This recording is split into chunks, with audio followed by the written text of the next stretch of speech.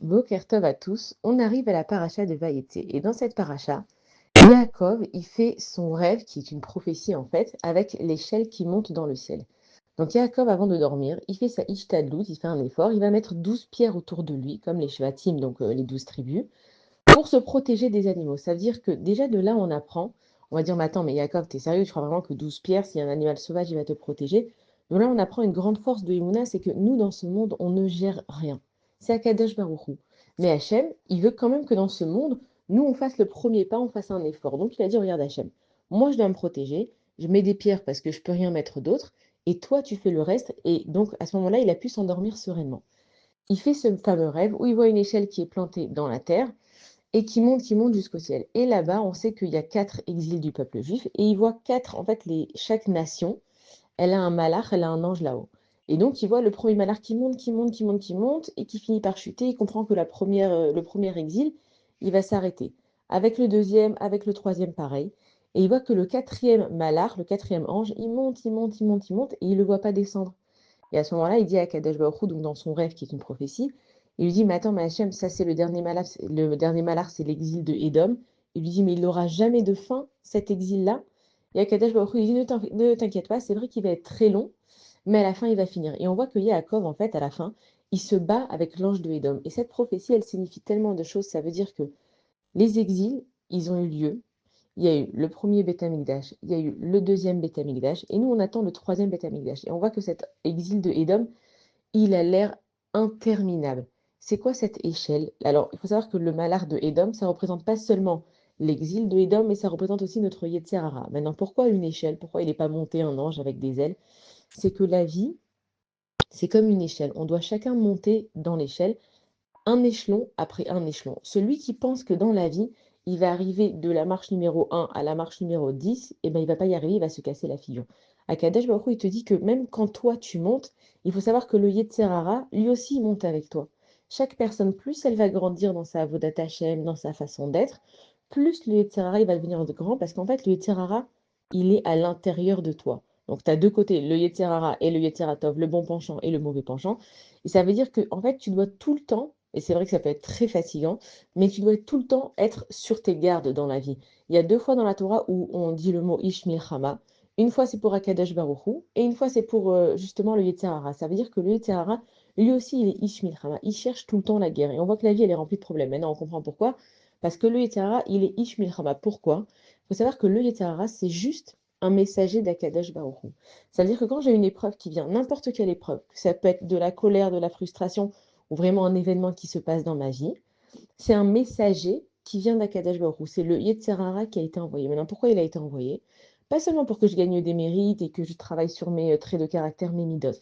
C'est un messager d'Hachem, ça veut dire que Hachem, en fait, il veut que je vienne le voir.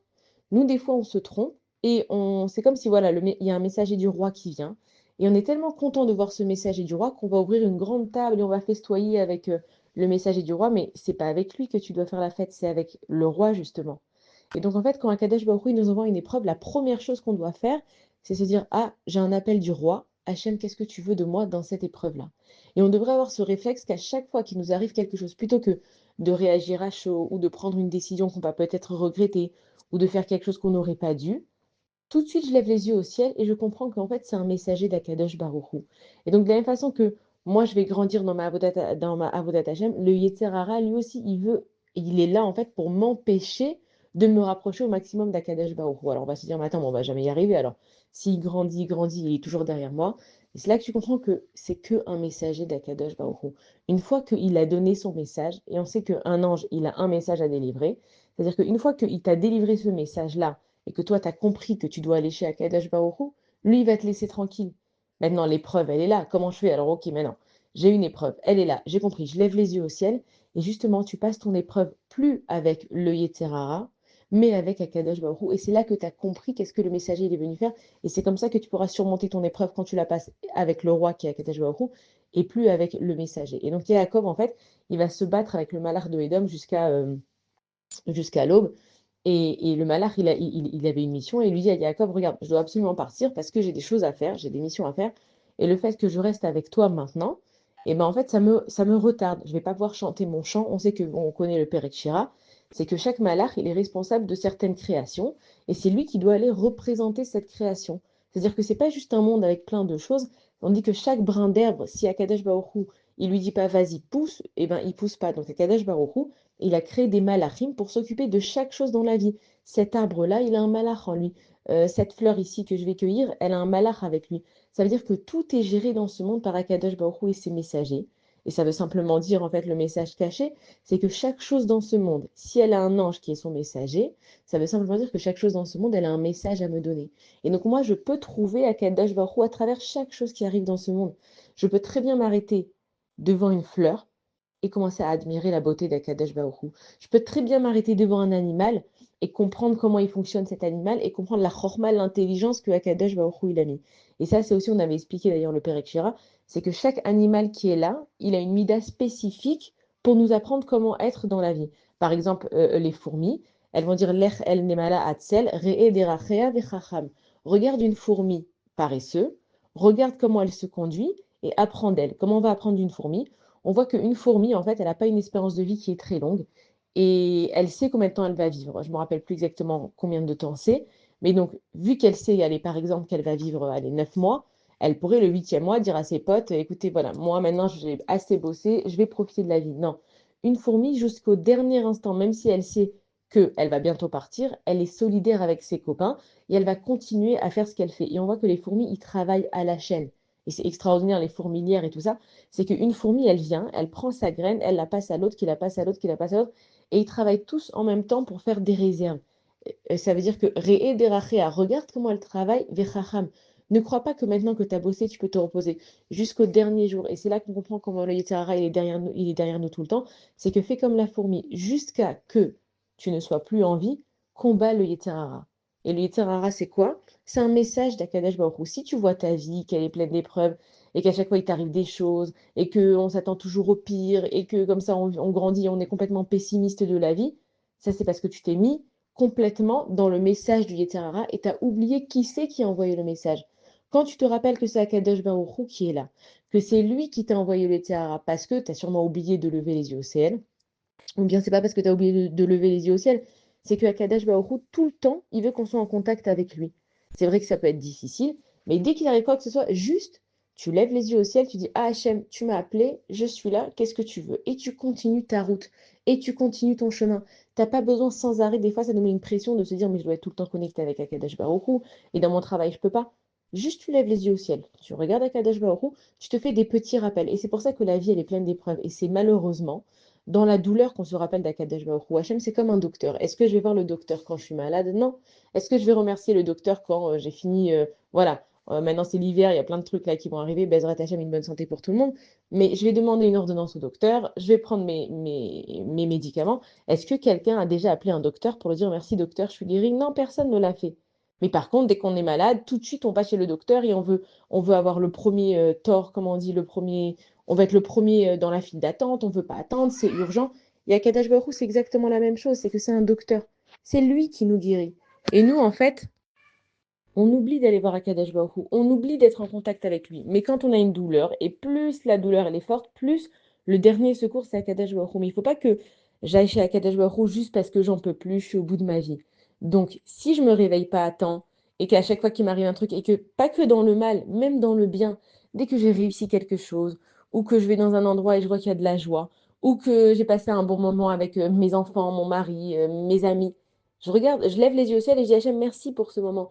De la même façon que j'appelle Hachem dans mon rat, dans les choses qui sont pas bien, je dois aussi l'appeler dans mon tov. Mais comme nous, on oublie, parce que le cerveau d'être humain, il est comme ça, et parce que Ishmil Hamal, le Yetzer Hara, il vient et il nous fait oublier justement Akadosh Baruch Hu, donc Dieu, il est obligé de nous envoyer des épreuves, et malheureusement, c'est dans l'épreuve qu'on se rapproche d'Akadosh Baruch Hu. Donc Dieu, il est en train de te dire, regarde mon fils, ma fille, si t'as pas envie que je te rappelle, en fait, dans l'épreuve, alors pense à moi tout le temps. Et c'est ça, en fait, le rêve de Yaakov Avinu aussi, c'est que le malheur de Édom, il va être long, long, long, long. Et Hachem, Yaakov, il ne l'a pas vu tomber. Mais Hachem, il lui dit, ne t'en fais pas. À la fin des temps, Bezrat Hachem, le malheur de Édom, il va tomber, l'exil, il va finir et la délivrance, elle va venir. Et le matin, quand Yaakov, donc, il s'est réveillé de son rêve, il a vu qu'il avait mis 12 pierres autour de lui et que les 12 pierres, elles s'étaient unies en une seule grande pierre. De là, il a compris qu'il était sur un lieu qui était saint. Et donc, il a oint en fait cet endroit-là avec une huile spéciale. Et c'était l'endroit du Beth Amikdash. Ça veut dire qu'à l'endroit du Beth Amikdash, les choses, elles vont s'unir. C'est quoi l'endroit du Beth Amikdash? C'est la maison d'Akadosh Baruch Hu. La maison d'Akadosh Baruch Hu, c'est un endroit où il n'y a plus de victoire, il n'y a plus de bataille parce que tu sais quoi? Tu sais que c'est Akadosh Baruch Hu qui gère. Et si nous, on arrivait à vivre nos vies en se disant, nous, on fait ce qu'on doit faire, Hachem, à notre niveau d'être humain, chacun, il regarde jusqu'à quel point il peut faire les choses, mais il faut toujours comprendre que c'est Hachem qui gère. Même si moi, j'ai investi le maximum dans mes enfants, même si moi, dans mon travail, j'essaye de faire le plus possible, il y a un moment donné où il faut savoir mettre ses limites parce que plus toi, tu vas faire, moins tu vas laisser rentrer Akadosh Baruch Hu dans ta vie. C'est-à-dire qu'une personne qui veut, par exemple, gagner de l'argent, et elle va prendre un plus de travail sur elle, et elle va prendre des heures supplémentaires. Mais il est où Akadosh Baruch Hu? Alors, on t'a pas dit de ne pas travailler. Travaille. Fais ce que tu as à faire, lève les yeux au ciel et n'oublie jamais de regarder Akadosh Baruch Hu, parce que c'est lui en fait la source de tout. Et nous on se trompe, on s'arrête avec le messager du roi.